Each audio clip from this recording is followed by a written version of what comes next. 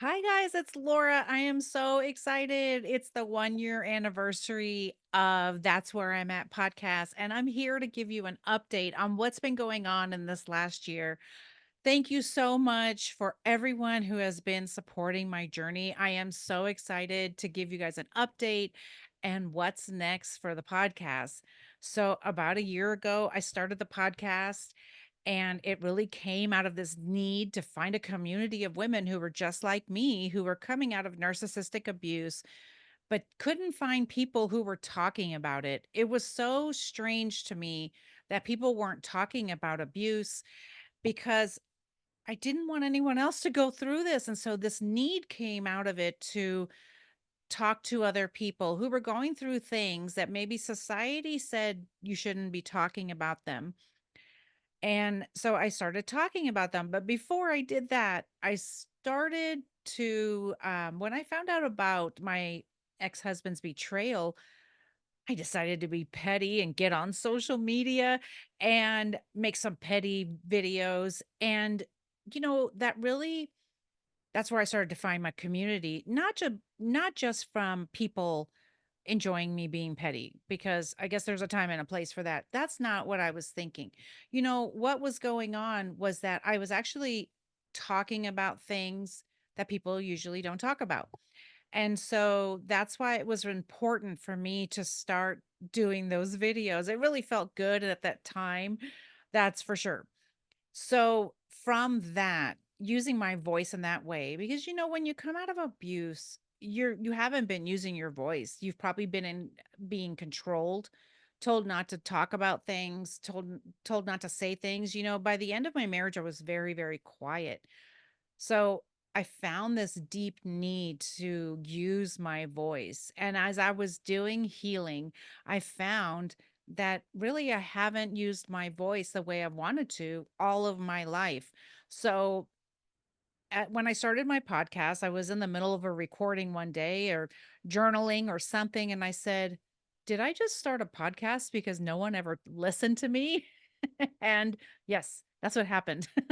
But it has been so amazing to find this community of women, because that's who my focus is. But it's been amazing to find this community of women who I can talk to about this and who can share their story on my podcast.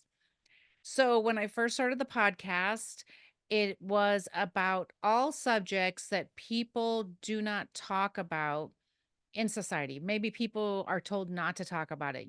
Grief and family members passing away and how people are grieving and what's the normal length of time and all these things, and leaving an abusive marriage, divorce in general, health challenges. And as I started to have this safe space for people to talk, I found that people really wanted to talk about them leaving their abusive marriage. And so it really has become where I speak about narcissism on my show and also on other podcasts. That is what I'm doing now, and really focusing on narcissistic abuse awareness and recovery to help others heal, to help other women like me who thought they were the only one, who were so ashamed of where they were in their life, that they had left their marriage, that they maybe felt like a failure for having to get a divorce. These are all the things that I was feeling. So I started to do that, and I've had 31 episodes, countless reels, social media followers, podcast downloads, YouTube videos. It's just been a wild ride of sharing my story, but also giving other people a safe place to talk about their story. It's been so enlightening. It's really given me a lot of freedom, and I think it's helped a lot of people heal from the pain they've been feeling and from feeling alone, because that's really what I wanted to do. And it's a great way for me to get the word out on narcissistic abuse, how narcissists fool others into believing them, and get people to not believe you, but get them to get others to believe only their side of the story, and how you can heal from all of this trauma. So it's been an amazing ride. It doesn't sound like it would be something fun to talk about, but I have to tell you, it's been amazing because I loved calling out abusers and saying, these are their tricks and this is how they get away with it. I love that I have cracked the code and that I want to share it with you. So one of the questions that I often get asked is, does your ex know what you're doing? Well, one of the things I said from the beginning was I was not going to use his name because I always say, insert your narcissist here, where I talk about my ex. I do not know if my ex knows, and I do not care because this is how I feel about abusers. If you don't want people to talk about what you did, you should have been a little nicer. And one of the things that people say is that you are living in the past if you talk about what happened to you. That is not true. You are not living in the past when you are telling your story. You are talking about your past to be able to tell your story to then move forward. Saying that we're living in the past or that we're always bringing up the past is really terms that abusers will use to keep you quiet. And so I have learned that you're allowed to tell your story. You're allowed to talk about your past. How many of us have talked about the things we enjoyed doing in our childhood or maybe in high school? I was a class president or whatever, right? We are allowed to talk about our past to help us move forward and heal for the future. So I want to encourage you on that to always share your story because there's somebody out there who may need your story. And so all that to say, I do not know if my ex knows, and it's not my problem if he does. So one of the things I started doing was journaling. Journaling has been really imperative for my healing. I love writing down my thoughts and hopes and dreams and prayers and trying to figure out what am I feeling and what am I thinking and all these things. You know, I started back when I was keeping a diary when I was 10 years old, and it's always been something I've enjoyed doing. So I started creating journals and putting those on the big A, and I've enjoyed using them to encourage others on their journey to journaling because it's so important and has really helped me. That's not the only thing I've done in my healing, but that was a really important one. And then the other thing that I've done is I've written a couple of books. The first one was There Is Hope 52 Keys um, to Healing After Divorce. So I will give you 52 ideas for things you can do to heal after divorce.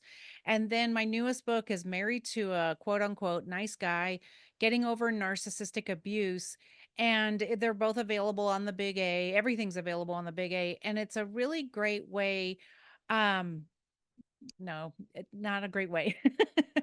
What I want to say about my book is I took my journal entries and I started talking about what was I feeling? How was I healing? What are my thoughts during these journal entries? So I took the time when right before we got divorced and I talk about my journal. I wrote out my journal entries and then I told you guys what was going on so that you can understand what abusers do to you and how you can heal and recover from it. And I hope it really encourages you and helps you feel like you are not alone if you are on this narcissistic abuse recovery journey like I was. So, what's next for me with my podcast is I'm going to continue having guests on my podcast every week and talking about narcissistic abuse recovery, talking to coaches, therapists, holistic healers, everyday people. And I usually just talk to women. That is my main focus. You know, everyday women who are healing from this abuse and maybe even physical abuse so that you can have hope and healing on the other side as well. And I hope that you can get some encouraging ideas on how to heal from this abuse.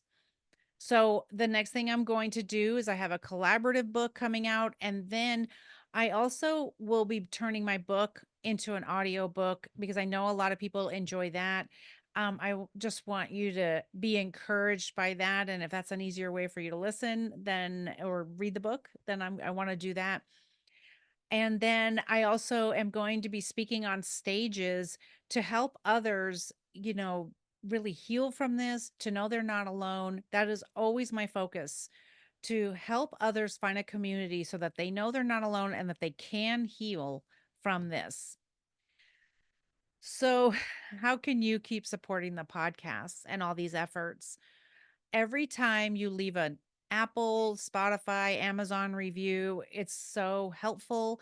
Every time you like, comment, share on social media, it's so important.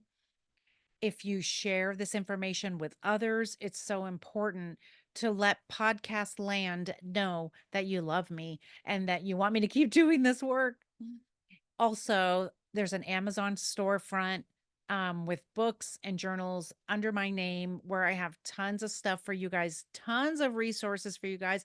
I've also included in my Amazon store, books that I've really enjoyed from some of my friends and just some from some other authors about narcissistic abuse recovery. And the last thing is that I have a private Facebook group for even more support. It's called Married to a Nice Guy.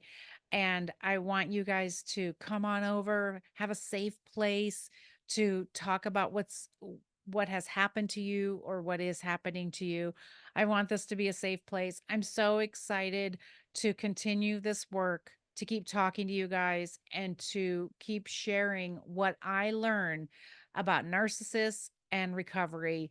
So thank you so much for this 1 year of support. I'm so thankful for you guys. Thank you so much for supporting me, loving on me, giving me all those downloads. You guys have made me a top.